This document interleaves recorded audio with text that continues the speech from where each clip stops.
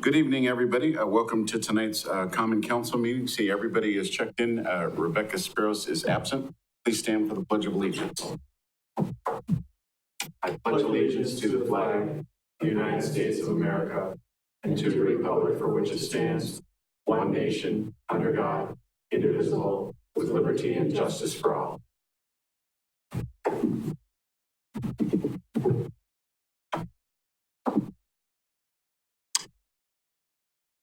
Item C, public comment. At this time, the mayor will recognize members of the public who have indicated their desire to address the council. Upon recognition by the mayor, persons may address the council from the podium for stating their name and address. The council may take action on emergency matters introduced by members of the public. Anyone from the public wish to address the council? Seeing no one, we will go on to item D, and a motion to approve the minutes from the December 10th, 2019 council meeting, August 27th, 2019 council meeting closed session, September 24th, 2019 council meeting closed session, and October 8th, 2019 council meeting closed session. A motion by Nick, second by Mr. Butke. Any discussion? Seeing no discussion, please vote. The motion carries 9-0. Item E, any staff updates? None that I'm aware of tonight. No. Item F, mayor comments. Would just like to say at the end of the year to the city staff for everything that you have all done through the year. Thank you very much. It's been a lot of highs and lows, and you all have done a lot of work, and we are very, very thankful to that. Additionally, to the council, we've been through a lot this past year. It's been a lot of fun. We've had a lot of great conversations. Sometimes we agreed, sometimes we didn't. But your service is very important to the city, and thank you very much. And of course, to the citizens of Marshfield, thank you for everything that you've done with us for the year, because it does take a village. And finally, to all the members of the commissions, boards, and committees that take so much time, they volunteer. It really is incredible. And this too goes back to every one of the aldermen here. Not only are they here on every other Tuesday night, but many of them serve on 2, 3, 4 committees and really do a lot of great work. So thank you all. Item G, any council comments? Mr. Butke.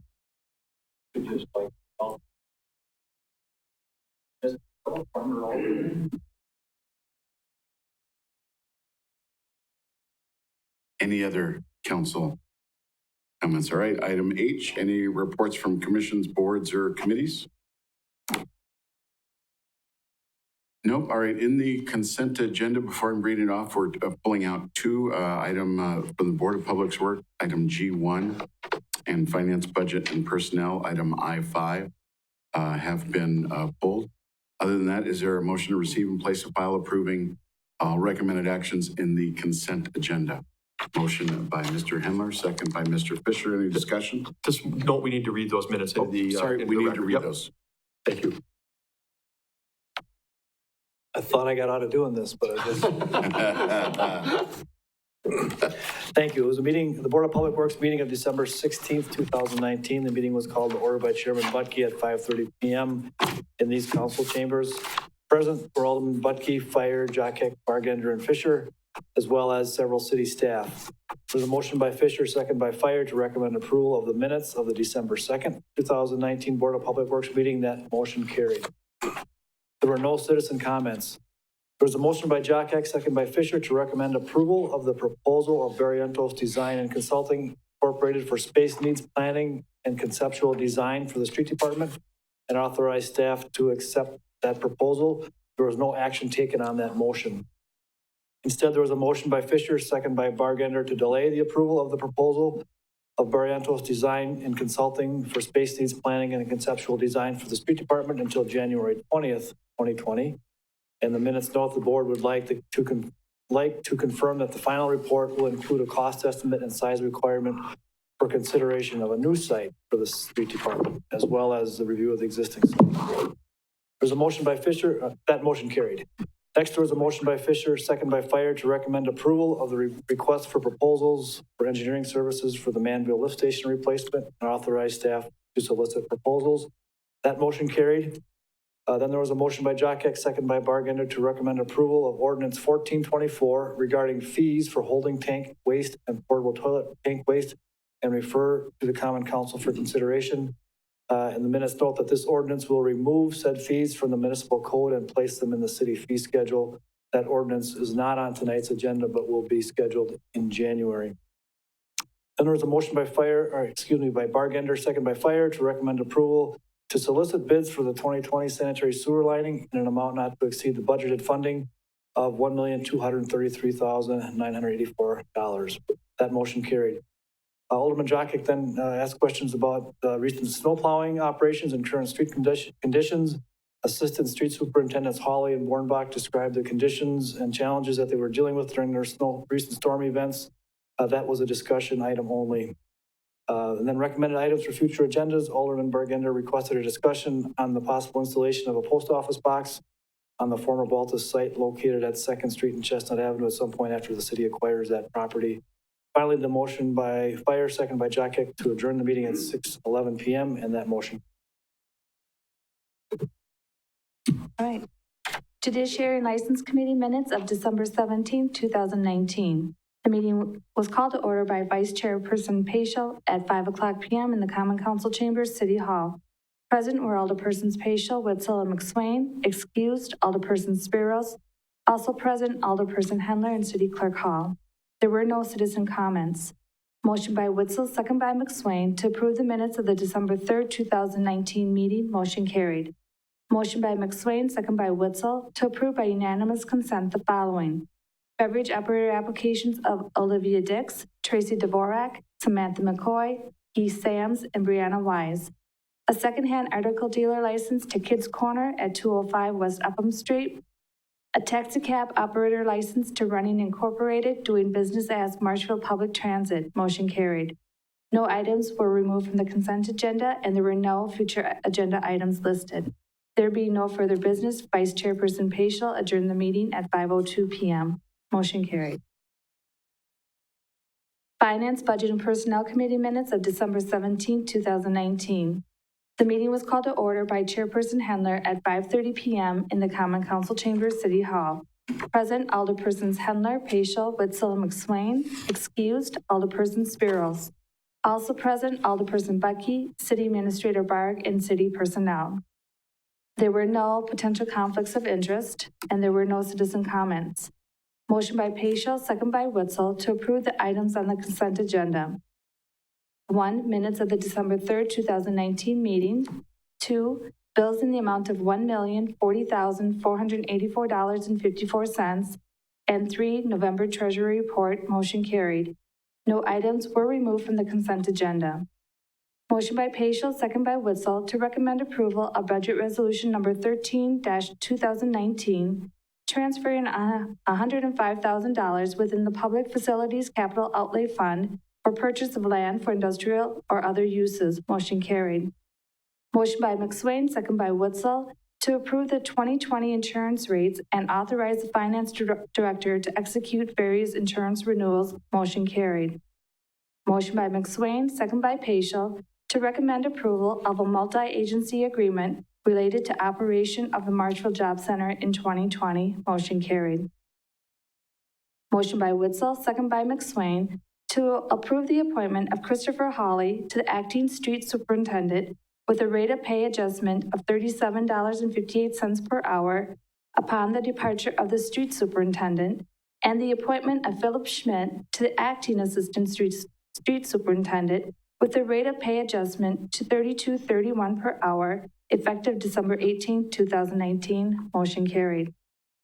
Motion by Witzel, second by Paschal, to go into closed session pursuant to Wisconsin statute, chapter 19.851C, considering employment, promotion, compensation, or performance evaluation data of any public employee over which the governmental body has jurisdiction or exercises responsibility. Specifically to discuss employee compensation variance request. Roll call vote, all ayes, time 5:44 p.m. Motion carried. Present in closed session were Alderpersons Henler, Paschal, Witzel, McSwain, City Administrator Barg, and city personnel. Motion by Paschal, second by Witzel, to return to open session. Roll call vote, all ayes. Time 6:04 PM, motion carried. No action was taken in open session regarding the closed session item. There being no further business, Chairperson Henler adjourned the meeting at 6:05 PM. Motion carried.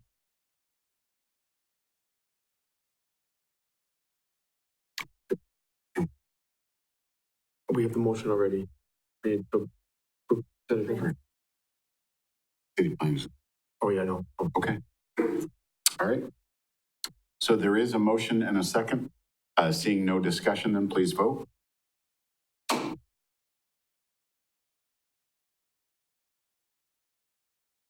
Motion carries 9-0. Item K, request to approve budget resolution number 13-2019, transferring $105,000 within the Public Facilities Capital Outlay Fund, Fund 405, for purchase of land for industrial or other uses, presented by Steve Barg, City Administrator. Thank you. Back in 2016, the city sold about 5.5 acres of industrial land in the Yellowstone Industrial Park, located at the intersection of Yellowstone Drive and Galvin Avenue. Since that time, the developer, Yellowstone Crossing LLC, has made some use of the site. However, the intended project that was spec'd out in the development agreement did not come to fruition as had been outlined. We've had discussions with the developer. The developer has now agreed to sell the property back to the city so that it can be made available for industrial or other purposes. The agreed upon price is $105,000.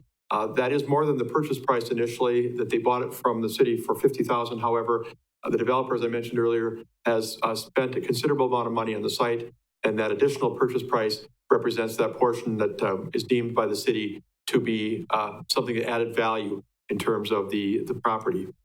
So with that in mind, we are looking to close by December 31st. That would remove the property tax liability for next year for both parties, both the developer and the city would be not having to pay any property tax. The Finance Budget Personnel Committee has recommended approval of Budget Resolution 13-2019 to pay for this expense, and staff would recommend approval as well. Thank you. There is a motion to approve by Mr. Fire, a second by Mr. Hendler. Discussion, Mr. Bucky. Just a comment, Steve. I don't think it's quite clear that it was sold the 5.5 acres. Originally, it was something less than that, and then they acquired the extra land there. There was, I'm sorry, I was going to mention that, Tom. There were two parcels. There is a second parcel that was added, but the land that we sold to them totals 5.5 acres in total. Any further discussion? Seeing no further discussion, please vote.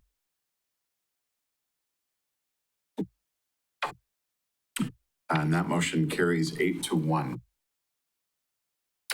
Item L, request to authorize city staff to sign annexation petition for McGow property in the town of McMillan, presented by Josh Miller, Development Services Director.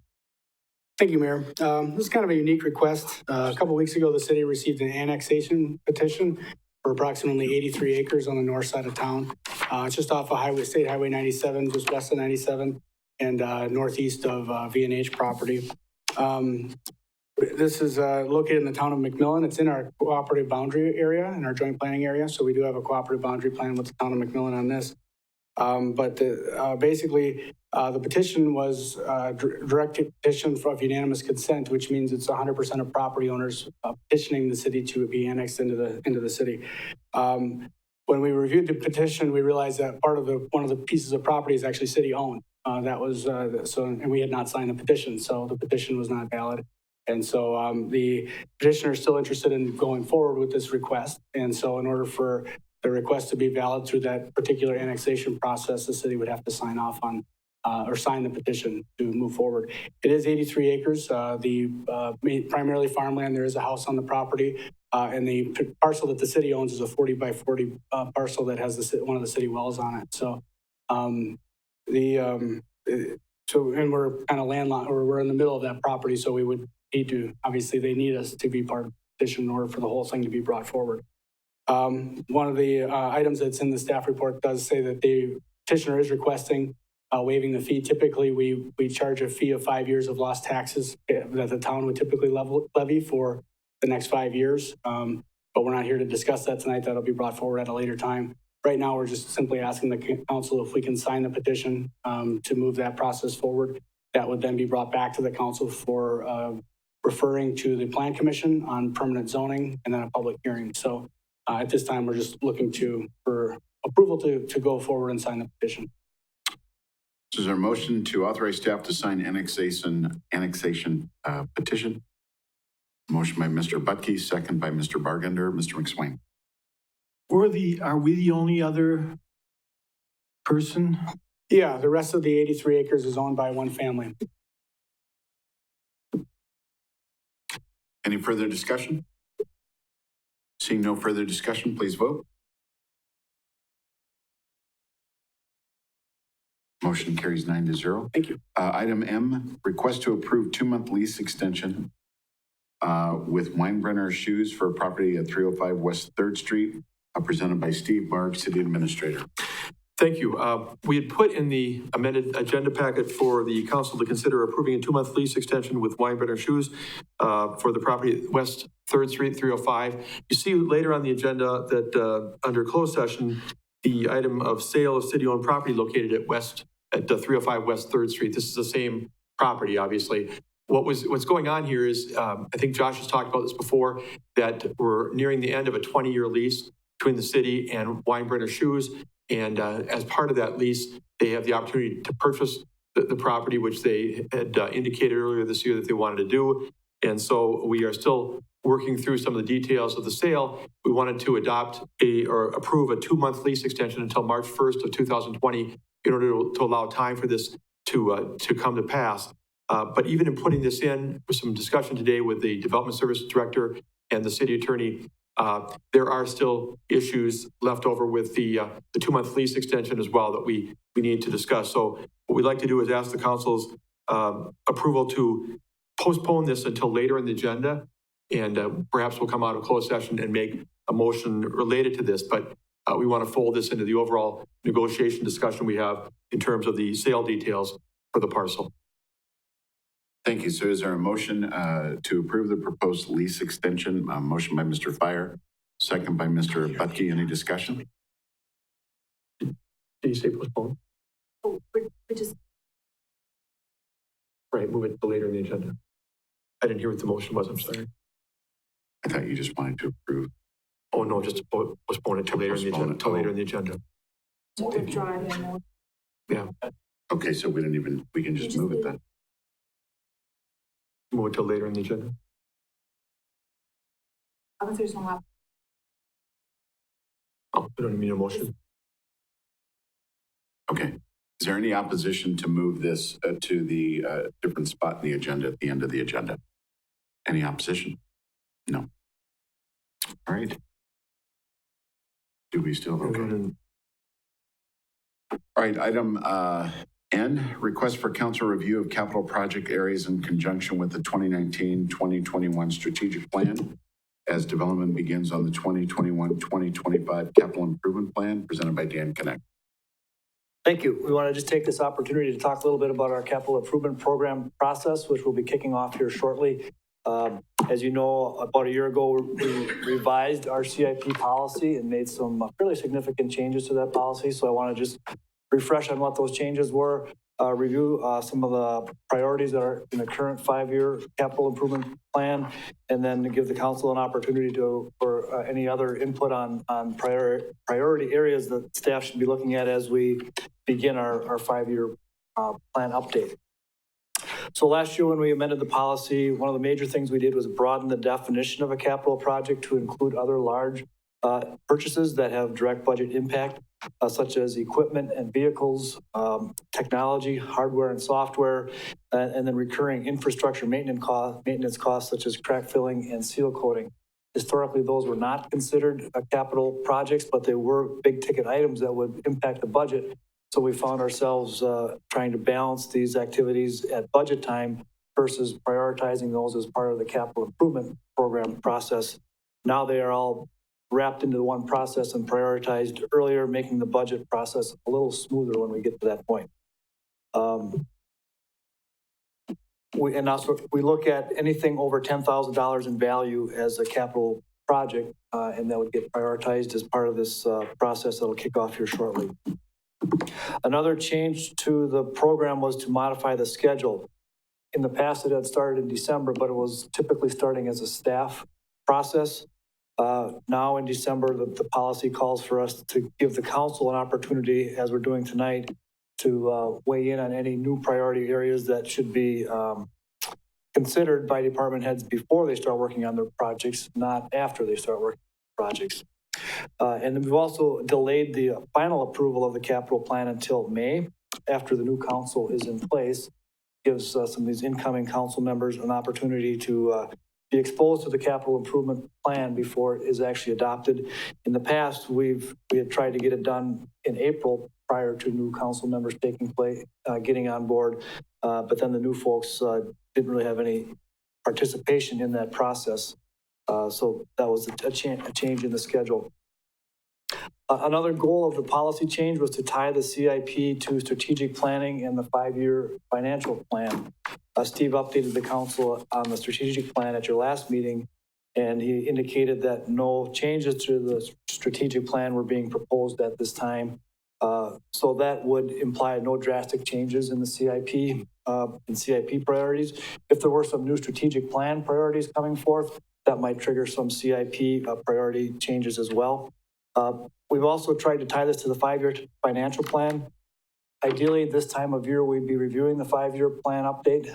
Ron's still been working on that, and I think we'll be seeing something coming to the council after the first of the year.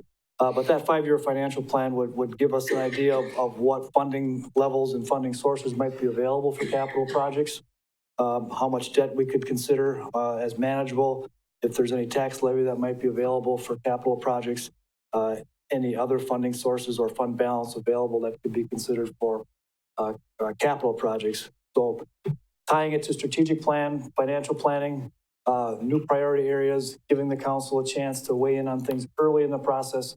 Those are all new things that we've implemented with this new process. And it's been a bit of a work in progress, I would say, how it ties to the budget. We've learned some things going through one full cycle now that we will be implementing as we kick it off with staff in January. So then what I wanted to do is just focus on what some of the priorities are in the current 5-year plan, and then get any feedback if there's anything new that we should be looking at. So in the current 5-year plan, of course, there's a continued focus on streets, both in the paving improvements and maintenance of those streets. I've mentioned in the past, we've targeted about $2 million a year for our asphalt paving program. That has been historically a flat target at $2 million a year. We know inflation has been kicking in, and we haven't accounted for that fully in the past. We'd like to try to ramp that $2 million a year up as we move forward, so we can continue keeping up with those needs.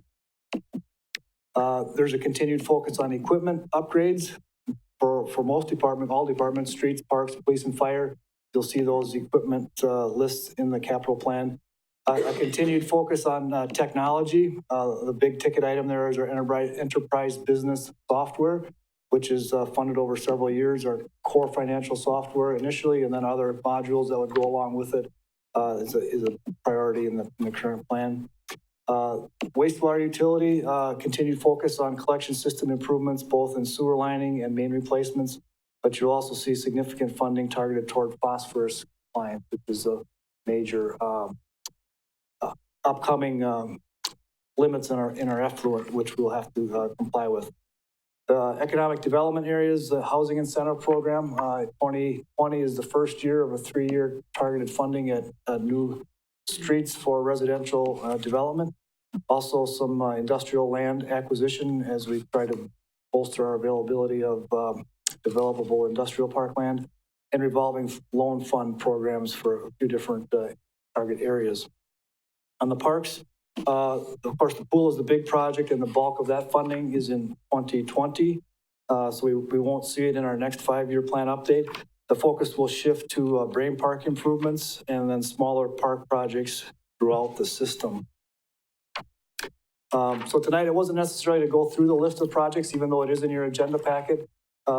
but to discuss any new priorities at a higher level that staff should be looking at, considering as we move into the start of the CIP process after the holidays. We kick it off at staff level with a meeting of department heads in early January. They've got about 5 or 6 weeks, 4 or 5 weeks maybe, to get their projects submitted. We assemble the requested projects, do some internal prioritization, and then present kind of a draft plan to the council in late April or early May.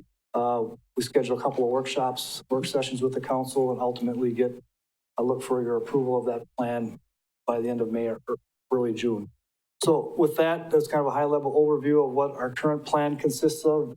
I'd be open to any feedback on other areas we should be considering or questions about where we're headed with our next update. Thank you, Dan. Mr. McSwain. Yeah, I've got 3 things. First, a question. I had thought, and I don't know if this was lost or if it's not on here at all, that there was going to be some kiosks, information kiosks, located like along Wenzel Plaza. Is that, am I mistaken that we were going to do that, or? I'm not sure where those ended up. I guess we could get into specific projects here. If it's something you'd like us to consider, we can see where it fits into the plan and I think there's kind of I had an understanding that was going to happen, and I know some other people kind of did too.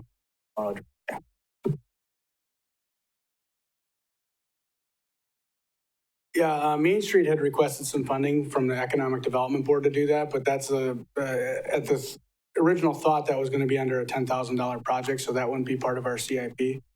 But yeah, they are still working on getting some kiosks in both Wenzel Plaza and Stephen J. Miller Park.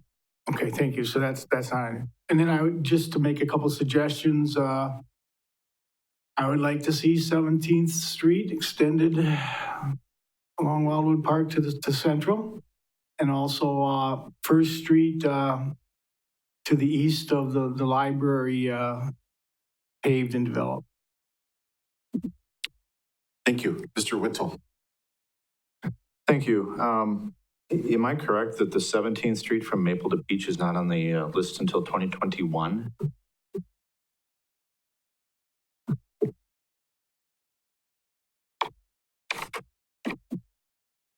that's actually in 2022. Oh, okay. That's of grave concern. Oh, yeah, it is way down there. That street I don't think is going to make it to them. And if I understand correctly, I believe residents have been told for about a decade that that's going to be replaced any year now. And now we're pushing it all the way out to 2022. Like I said, I don't think that road's going to make it. I also believe I recently heard of a person having a significant vehicular issue hitting a pothole. So, you know, those things all concerning. Plus that leading into the fairgrounds where we're trying to develop more activities. I think that needs to be a priority. I'd like to see that get moved up this next summer because it's really, really in dire need. A couple of other things I saw on the list here that I'm just not quite certain on. 2020, you have something listed. It's on this first page of this item about 5 spots up from the bottom, 2nd Street Community Center improvements. What improvements need to be done at the 2nd Street Community Center for $25,000? I thought the community center was done. The community center remodeling was done, but a lot of the old equipment still exists and the windows weren't replaced. So there are some needs at the community center. I don't have I to dig out the project specifics here, but. Okay, and then the next year, I think I'm on the second page of this, about 2/3 of the way down. 2nd Street Community Center landscaping for $10,000. Again, I'm not really understanding what landscaping would need to be done at 2nd Street Community Center. I think that was targeted at the front of the building on the 2nd Street side. Some of that had been pretty overgrown and not Okay. fully maintained over the years. So that was to try to dress up the front of the building. So neither of those have to do with the one-way street. No. Good. That's all. I just want to see 17th Street by next year. Thanks. Anything further for Dan? All right, Dan, thank you very much. Thank you. Item O, adjourn to closed session pursuant to Wisconsin statutes, chapter 19.851E, deliberating or negotiating the purchasing of public properties, the investing of public funds, or conducting other specified public business whenever competitive or bargaining reasons require a closed session, sale of city-owned property located at 305 West 3rd Street, and closed session under Wisconsin statutes, Chapter 19.851C, considering employment, promotion, compensation, or performance evaluation data of any public employee over which the government body has jurisdiction or exercises responsibility. A possible 3-year labor agreement with the city fire union. Their motion to go into closed session by Mr. Butke, second by Mr. Paschal. Seeing no discussion, please vote. Thank you very much. 9-0, we are in closed.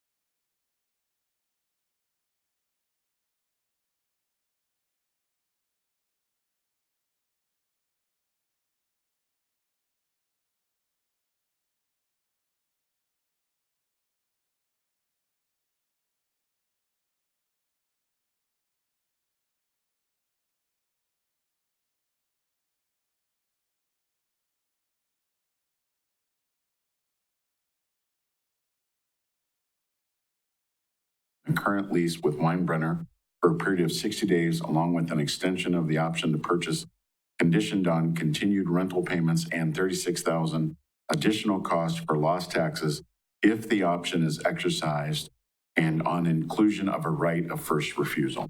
That's the motion. There's a motion by Mr. Butke, second by Mr. Fisher. Any discussion? Seeing no discussion, please vote. Motion carries 9-0. Any suggested items for future agendas?